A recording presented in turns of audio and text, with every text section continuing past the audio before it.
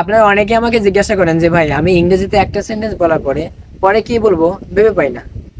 আমাকে এমনকি একজন জিজ্ঞাসা করেছেন যে আমি 1 বছর ধরে স্ট্রাকচার শিখছি, বাট আমি উন্নতি করতে পারতেছি না। আচ্ছা ভাই, তাহলে এই ভিডিওটা আপনার জন্য।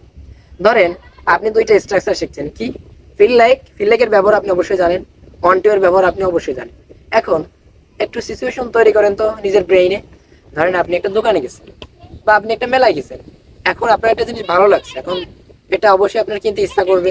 তখন আপনি বলবেন, আপনার বন্ধুকে বলবেন যে আমার এই জিনিসটা কিনতে ইচ্ছা করছে। তখন কি বলবেন?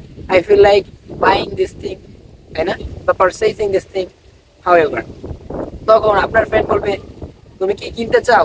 আচ্ছা, ওয়ান্টের ব্যাপার কিন্তু আমরা জানি, বাট যদি বলে তুমি কি কিনতে চাও, তাহলে do you want to buy, তাই না?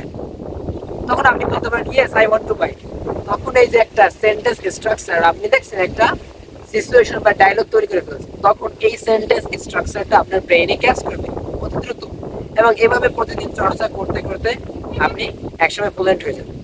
তো আসলে শুধু মনে করেন যে একটা পিডিএফ দেখলাম আর বললাম সামনাসামনি, এটা আসলে কোনো কাজে দেবে না। আপনার চিন্তা করতে হবে, আপনি এখানে যান, সেটা ভাবেন ও আমি এই জিনিসটা কিভাবে ইংরেজিতে বলতে পারি। ঠিক আছে, আমি কিন্তু এটাই করি।